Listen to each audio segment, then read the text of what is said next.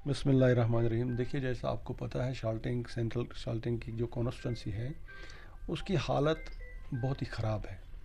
वहाँ पे जो चुने हुए एमएलए साहब हैं उनका मामूल ये है कि जब इलेक्शन होंगे, जब वोट मांगने होते हैं, तब वो वहाँ पे तशरीफ़ लाते हैं। चाहे हमारे जो भी मेरे साथ जून प्रेसिडेंट है महराज साहब, इनका बेमना का इलाका हो, या गुलाम मोहम्मद डार साहब हमारे हो पंजी नारा से, इनका पंजी नारा हो, या हमारे आमिर साहब है बटमालू से। तो अगर हम उसकी बात करेंगे, वहाँ पे आज की डेट में लोग पानी के लिए तरस रहे हैं।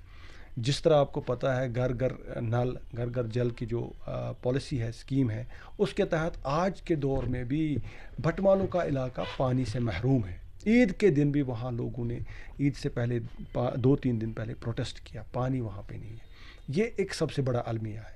जिस तरह हम बात करेंगे अलचबाग की, वहाँ पर आज की डेट में मैरिज सेंटर नहीं, मैरिज हॉल नहीं है। अब मैरिज हॉल का हमारी जो नोटिस में आया है, हमारे जो नौजवान हैं ये कोशिशें करते हैं। अफसोस का मुकाम ये है कि एमएलए साहब अपने एसी वाले रूमों से बाहर नहीं निकलते हैं।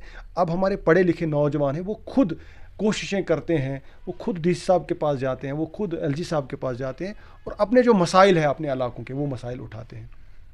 तो आज हमने यहाँ पे एक मीटिंग ली है, अपने जो ज़िम्मेदारान हैं सेंट्रल शाल्टिंग कॉन्स्टिट्यूंसी के, उनसे मीटिंग ली है। तो उसमें हमें यही भी आज पता चला कि आज जो बिजली का जो हाल है पंजी नारा में, वो इंतहाई नागुफ्तबे है। और बेमना की जो पोजीशन है, वहाँ पे ड्रेन, अगर सरफेस ड्रेन बनी है, उसकी हालत बहुत ख़राब है, उससे बदबू आती है, बच्चे बीमार होते हैं। वहाँ पे म्यूनसिपलिटी का कोई बंदा नहीं जाता उसकी सफाई करने के लिए। लिहाजा हमारी जो गुजारिश रहेगी, वो जो हमारे एमएलए साहब है, सिटिंग एमएलए, हम उसका रेस्पेक्ट करते हैं, उनको लोगों ने वोट दिए हैं, लेकिन क्या वोट इसीलिए दिए थे कि फिर वो लोगों की तरफ मुड़ के नहीं देखेंगे? उन्होंने जो एक बड़ी पार्टी के साथ वाबस्ता है, एक ख़ानदानी राज के साथ वाबस्ता है, उन्होंने भी अब ख़ानदानी राज की एक अक्कासी को जन्म दिया। अपने बेटे को, जो डॉक्टर साहब थे, एक तबीब थे, उनको लाया, कॉन्स्टिट्यूंसी इंचार्ज रखा। ख़ानदानी राज उनको भी भाता है, तो उसी डगर पे वो भी निकले हैं। लेकिन अलमिया ये है कि वो डॉक्टर साहब भी पूरी अपनी कॉन्स्टिट्यूंसी में ये जो असली मसाइल है, जो लोगों के मसले हैं, हाँ, जो उनके अपने वर्कर्स हैं उन तक वो जाते हैं, लेकिन जो लोगों के मसले हैं, बुनियादी मसले हैं, उन पे वो तवज्जो नहीं देते हैं। अगर मैं आपको तवज्जो दिलाऊंगा, ज़ैनाकोट एचएमटी में ईदगाह है, आज 15 साल से ईदगाह में 5 फुट पानी है, उसमें फिलिंग नहीं हो रही है।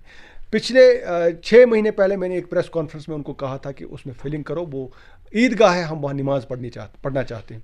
तो वहाँ के उन्होंने अपने बेटे को भेजकर वहाँ पे मीडिया पे बाइट दी, बस अब जल्दी इसमें फिलिंग होगी, आप नमाज़ पढ़ोगे। लेकिन आज तक वही हालत है कि न वहाँ पे नमाज ना हमने ईद उल फितर की वहाँ पे पढ़ी, ना ईद उल अज़हा की पढ़ी, और उस ईदगाह की हालत भी वही है जैसी की तैसी। तो कहने का मतलब ये है कि सेंट्रल शाल्टिंग कॉन्स्टिट्यूंसी मुश्किलात और मुसीबतों से आम लोग बहुत ही दुचार है।